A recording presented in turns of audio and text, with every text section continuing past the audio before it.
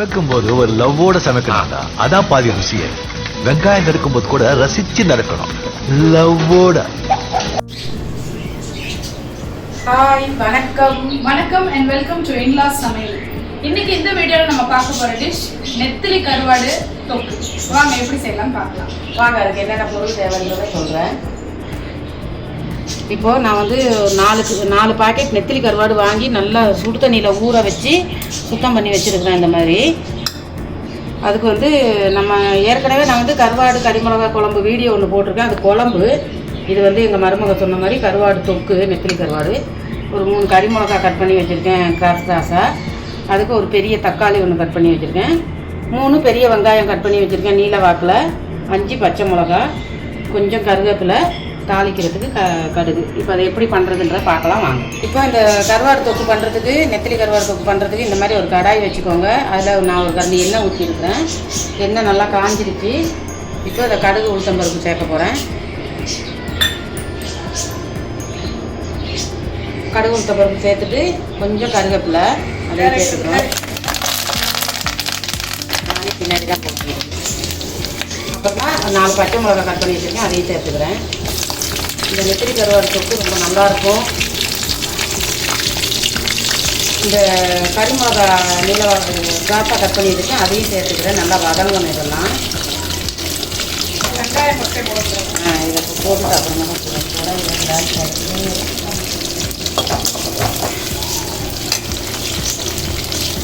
எல்லாமே ஒன்றா போட்டு தக்காளி மட்டும். இப்போ கறி மிளகா, பச்சை மிளகா, கருவேப்பிலை எல்லாம் போட்டுட்டு இப்போ வந்து கை வச்சுருவேன். இப்போ இந்த வெங்காயத்தை நல்லா அப்படியே 3 வெங்காயம் கட் பண்ணி வச்சுட்டு இதை வந்து நல்லா உடச்சி விட்டுணும். ஏன்னா அப்படியே முழுக்க இருக்கும். நல்லா பிணைஞ்சி வச்சிட்டோம்னா உதிரியாக வந்துடும். நமக்கு கிண்டுறதுக்கும் நல்லா வாட்டமாக இருக்கும். நல்லா பாருங்கள், உதிரியாகிட்டு. இப்போ இதையும் இதில் சேர்த்துருவோம்.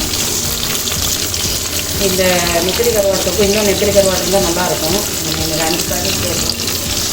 எல்லாமே சேர்த்துட்டேன். இப்போது நல்லா கிண்டி விட்டுருவேன். இதுக்கு வந்து தேங்காய் பால், தண்ணி கிண்ணி எதுவும் சேர்க்க தேவையில்லை. எண்ணெயிலேயே நம்ம வதக்கணும். இதில் கொஞ்சம் ஓரளவுக்கு தொக்கா வேணும் அப்படின்னா கொஞ்சமாக தண்ணி சேர்த்துக்கலாம். உங்களுக்கு விருப்பம் இருந்தால் நீங்கள் தலைப்பால், தேங்காய் பால் ஒரு கொஞ்சம் சேர்த்துக்கலாம். என்னடா எங்கள் சமையலுக்கு வந்தாலே ஒரே தேங்காய் பாலாக ஊற்றுறாங்கன்னு நினைக்காதீங்க. எங்கள் வீட்டில் தேங்காய் இல்லாத சமையல் எதுவுமே இருக்காது. தேங்காய் தான் எல்லாத்துலேயுமே. தோப்பு, தேங்காய் தோப்பு. ஏன்னா தேங்காய் வாங்கி மாற மாட்டேங்குது. தேங்காய் தான் எதுக்கு எடுத்தாலும் தேங்காய். இப்போ கருவாட்டில் உப்பு இருக்கும், அதனால் வந்து நான் கொஞ்சமாகவே உப்பு சேர்த்துக்கிறேன். நீங்களும் பார்த்துட்டு சேர்த்துக்கலாம். கொஞ்சம் தான் அது உப்பு போட்டதுக்கப்புறம் நல்லா கிளறி வச்சுருக்கோம்.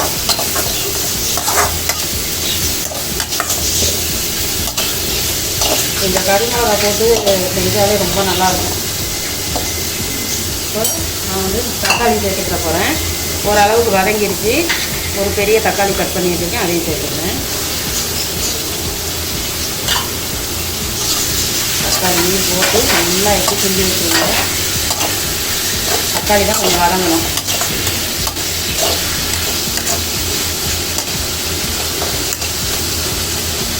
ஒரு 5 நிமிஷம் இது வதங்கட்டும். இப்போ தக்காளி போட்டதுக்கப்புறம் இந்த தக்காளி எல்லாம் நல்லா வதங்கிடுச்சு.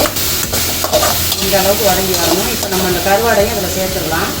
பொரிச்சிட்டு செஞ்சால் நல்லாயிருக்கும். எண்ணெயில் கொஞ்சம் மிளகாத்தூள், உப்பு, மஞ்சத்தூளெல்லாம் போட்டு எண்ணெயில் நல்லா மீன் வறுக்கிற மாதிரி வறுத்துட்டு செஞ்சாலும் நல்லாயிருக்கும்.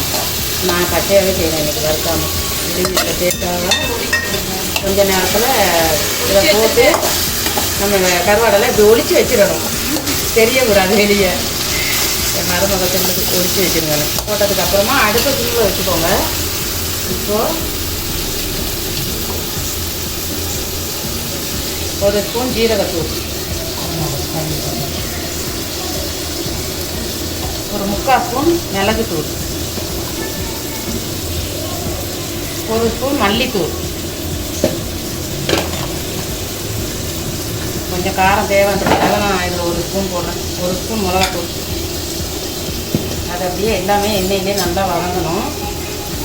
ஒரு 1/2 ஸ்பூன் 1/4 ஸ்பூன் மஞ்சத்தூள் எல்லாமே போட்டு பத்தி கொடுப்பேன்.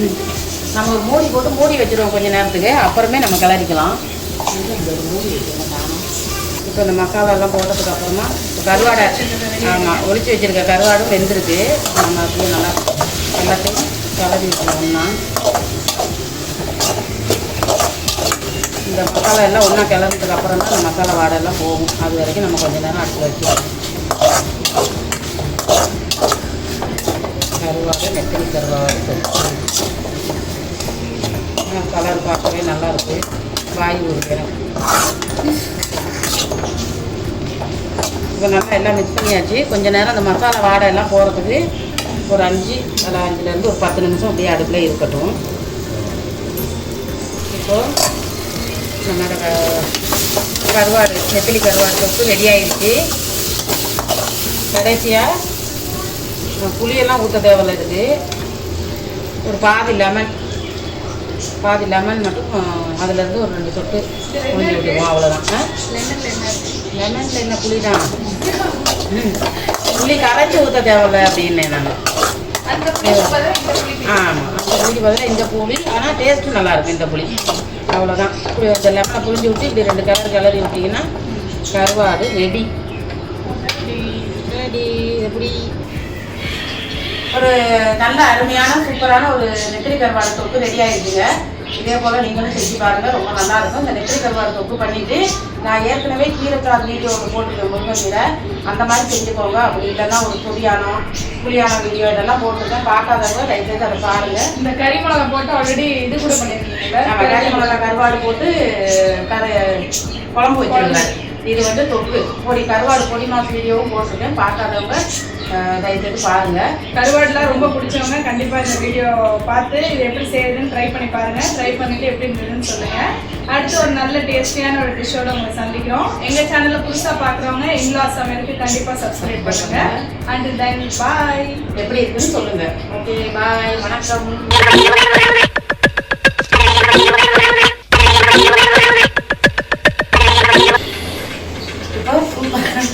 சூப்பரான ஒரு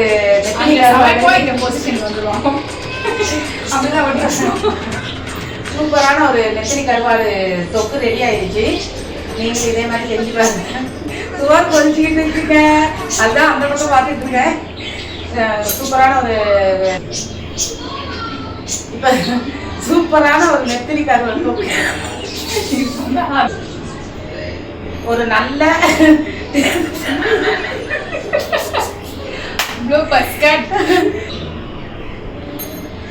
இப்ப நல்ல ஒரு நெத்திலி கருவாடு சமைக்கும் போது ஒரு லவ்வோட சமைக்கணும்டா. அதான் பாதி ருசியே. வெங்காயம் நறுக்கும் போது கூட ரசிச்சு நறுக்கணும், லவ்வோட.